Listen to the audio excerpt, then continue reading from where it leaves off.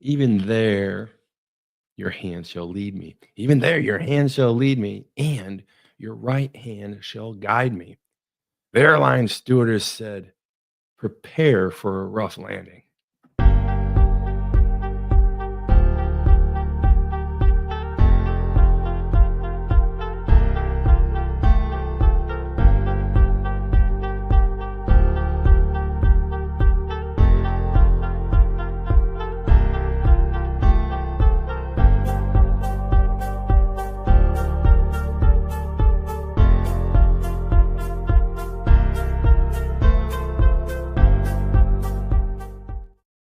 I've missed you guys. I've missed you. Good day, good day, good day. I thought I'd jump on here on a Saturday morning, Saturday early afternoon, and say hello to everybody. It's been a while. It's been some 300 podcasts behind me, and we've taken about almost 60 days off. Some things have changed in all of our lives, and we just got to get back together. And I feel like God has been asking me, like, why are you not going back out there and talking to your friends? And so today I just couldn't fight God's will, I think, this morning. And so I thought I would share a story with you. I thought I would share something with you from my devotionals this morning. A lot of you read the Bible app, and I'm glad to tell you that every morning I read the Bible app, and God lays something on my heart in the evening or the morning before. I read the Bible app, and then I read the Bible app, and I put together what God's laid on my heart with what the verse of the day was. So this morning is 139:10, Psalms 139:10. King David, the king of Israel, some 1,000 years prior to Christ even walking on this planet, was realizing out in the Mediterranean Sea that God is everywhere. Like he knew he was everywhere probably, but he didn't really realize even at the Mediterranean Sea, or when he's sleeping, or when he's awake, or when he's not thinking about him, even before he was born and far after he was born. It's just one of these realizing things that King David, one of God's greatest leaders that walked this planet, was reflecting on. And King David was going through some type of crisis. And he says, even there, your hand shall lead me, and your right hand will hold me. Not only enough is it that his God will lead us through these difficult times, but he will hold your hand while he's doing that. And so I thought to myself, there's only two types of crises in this world. What could King David be going through? Well, really, crisis is crisis. The two types of crises are the one that you're in, or the one that you're going to be in. King David was in a crisis. You will be in a crisis. You will be in a place of pain. You will be in a place of stress. You will certainly be in a place of mourning or loss at some point in your life. And I think that that's the beautiful message that King David was trying to share with us and all of us past his time, even that God, right, even there in the midst of trauma, trouble, crisis, no answers. Some people end their lives over things like this, right? But even there, if you can reach out to him, he shall lead you, and he will actually hold your hand while he's doing it. Well, so I brought that. He came to me this morning, and God's like saying, you haven't been on for a while. Yeah, I know you got some things going on. I know you needed a rest. I know that things are going on in the world, and it kind of goes on, and maybe you're not feeling so well all the time. But I got you. I will lead you. Even there, I will lead you, and I will hold your right hand. So my message this morning is from what King David told me. I'm telling you, and God has told the entire world if they want to listen. Not too long ago, about 2 weeks ago, I was giving a message at a funeral to my father's wife, Colleen. Rest in peace, Colleen. She was a nice woman, and she was in our family for almost 30 years, and we miss her. She died of Parkinson's. It's a horrible disease.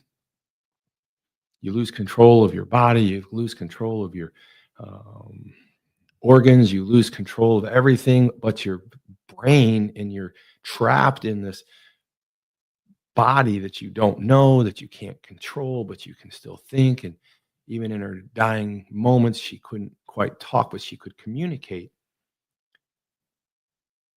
Even there, God shall lead you, right? I had given her the message of the gospel, and she had nodded her head and said she had knew the Lord.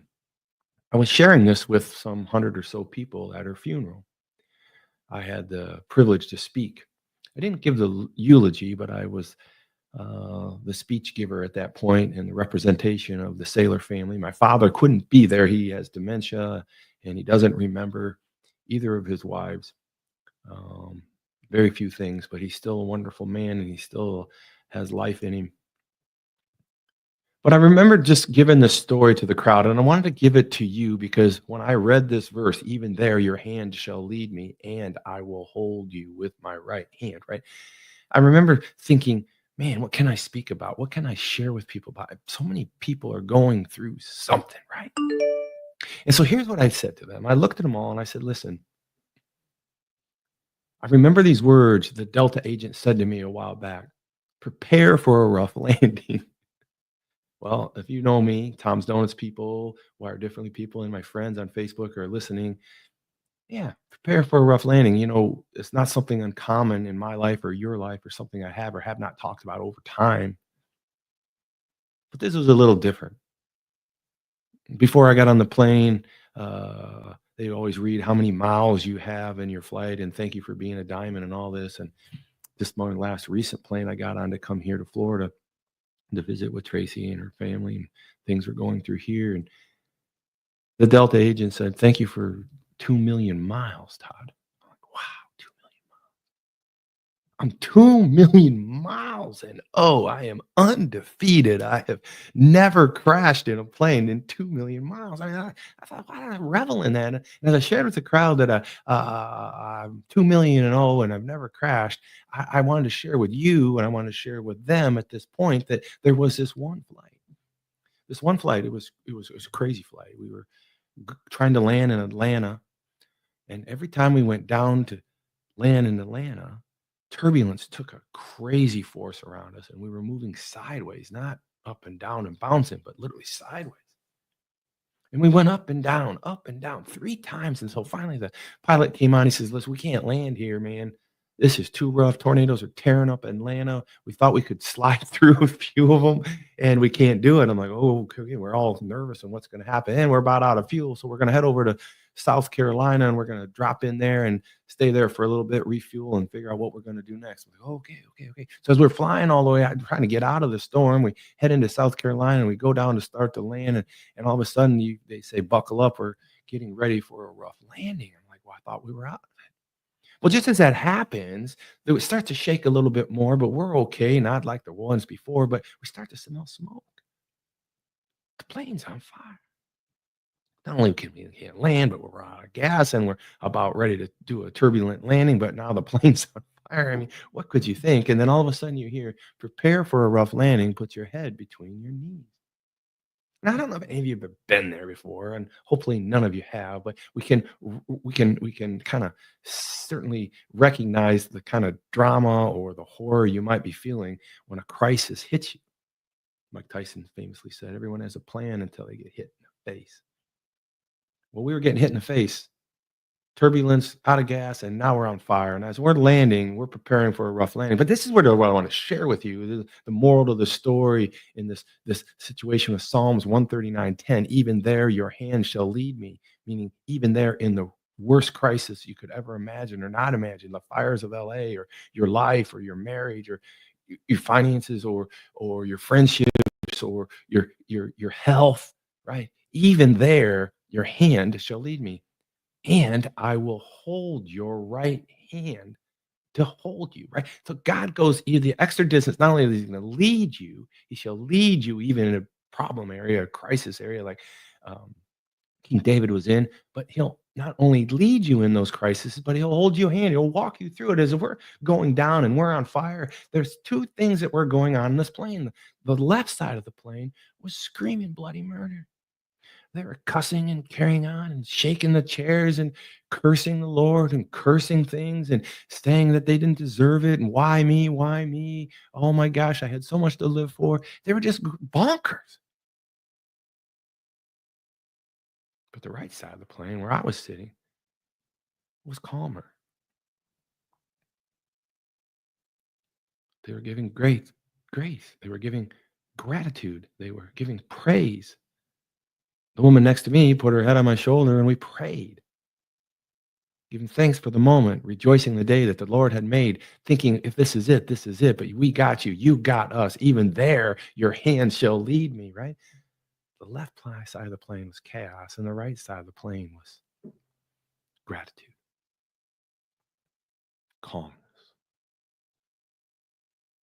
almost a nervous serenity, if you will. I'll never forget that. And I don't want you to forget that. I want you to understand that even there, your hand shall lead me. But the answer to the question I want you to have for me is simply this: when a crisis does arrive, like in King David's life in the Mediterranean Sea, a crisis in health, like many of you have had, a crisis in the loss of a loved one, like Colleen, what side of the plane are you on? Are you on the left side that has anarchy, chaos, bedlam, and godless? Or are you on the right side of the plane that has gratitude, calmness, peace, gratefulness, right? Confidence in that the plan will work out and that God will be with you. Even there, your hand shall lead me. I closed that story for some 100 people at the funeral and explained to them that I shared the gospel with Colleen before she died at my last visit. She couldn't speak, she couldn't really form words, they were slurry. She slurred some words and then she nodded her head after I asked her to ask Jesus Christ into her heart. Because that's the only way that their hand can be held and led through things and storms and crises like this. And I shared that with the entire funeral home, that Colleen, in fact, was on the right side of the plane. So this morning, I'm just challenging you. What side of the plane would you be on if that was a plane you were flying? If you're on that plane with me, would you be on the left side or the right side? I mean, it's just a simple question that I think you should be asked often, if not ever. I think you need to understand there is two sides of a plane. There is the one with God and the one without God. What side of the plane would you be on for everlasting life? It's a simple thing. I ask you that this morning, and I just want to pass it on to all you Tom's people and all you Wired people and all my Facebook friends. Listen, I've been away for a while. I couldn't resist God asking me to share this simple Psalms 139:10 story. Even there, your hand shall lead me, and I will hold you in the right hand. There's confidence there. I need to hear it. You need to hear it. What side of the plane will you be sitting on when that crisis comes a calling? I got you. I'll see you soon. I'm not coming back on regularly, but I couldn't deny what God was doing this morning, and I didn't want to chicken out, man. I miss you.